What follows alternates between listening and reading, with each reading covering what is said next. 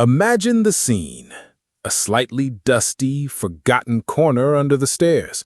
We've all got one, right? That spot where things go to live a quiet life, out of sight, out of mind. Maybe it's old photo albums, a childhood toy you can't quite part with, or, in the case of one lucky Antiques Roadshow guest, a truly spectacular, albeit scary, bowl.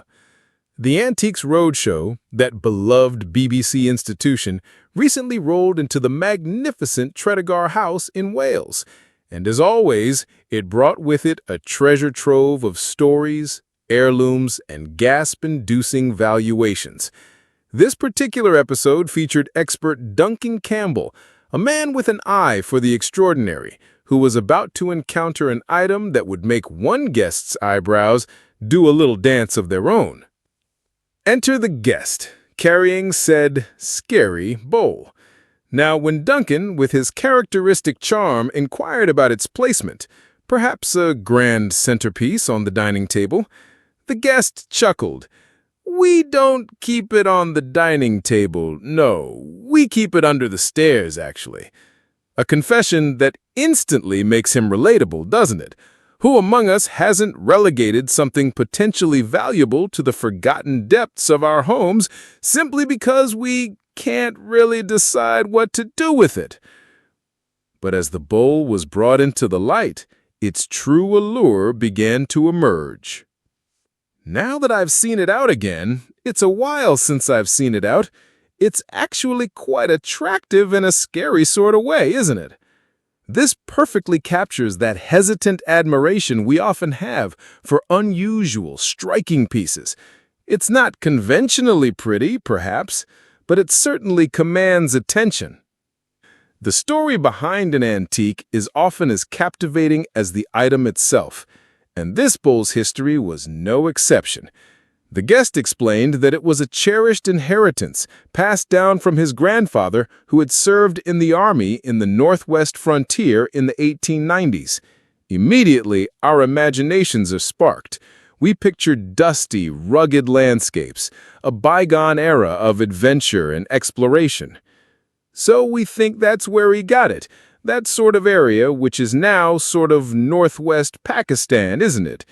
A humble guess, but close.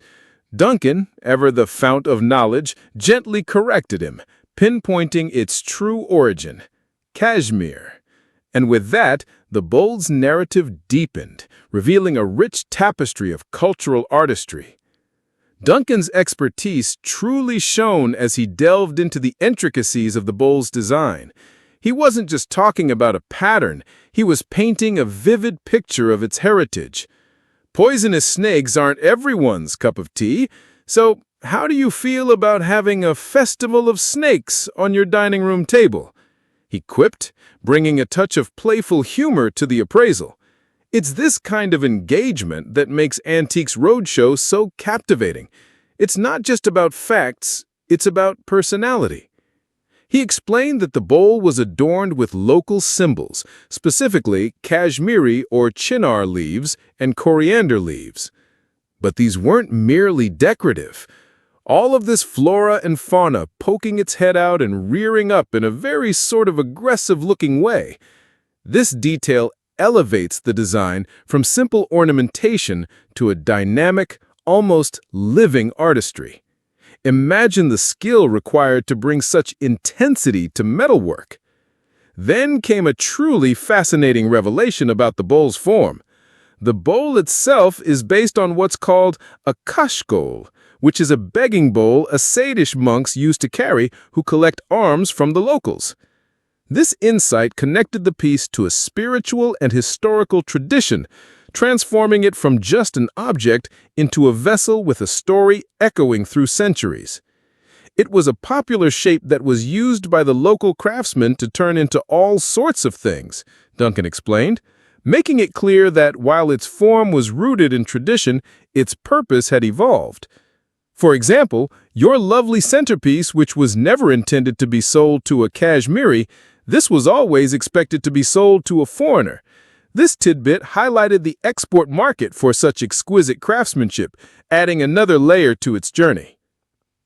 It's a wonderful item. It's much bigger than what Kashmiri silver is. It's on a very grand scale. And its age? As far as date of manufacture goes, this is going to be about 1890. Perfect timing given the grandfather's military service in the region. But the real kicker? The information that makes every Antiques Roadshow viewer lean in a little closer was yet to come.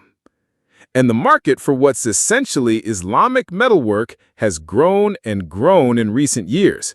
This is not only skillful work, but a really nice-looking object. It has some considerable value, too. Ah, the considerable value line. It's the moment of truth, the phrase that sets off a ripple of excitement in the air. The guest's reaction was pure gold, a wide-eyed, "Oh, right," accompanied by a perfectly executed eyebrow raise. It's the universal language of pleasant surprise. Then Duncan delivered the much-anticipated figure. It would cost you about somewhere around 4,000 pounds, the mark. 4,000 pounds for something that had been tucked away, gathering dust under the stairs. The guest's response was a joyous, uninhibited reaction, a beaming smile and a heartfelt, "Oh, right! That's more than what I was thinking. Thank you very much. Brilliant!" It's moments like these that make Antiques Roadshow so utterly delightful and so deeply human. It's not just about money. It's about the thrill of discovery, the vindication of a quiet hunch, and the joy of finding unexpected worth in something overlooked. Duncan's warm, "Not at all, a nice thing to be left," perfectly summed up the sentiment, with the guest adding, "What a result!"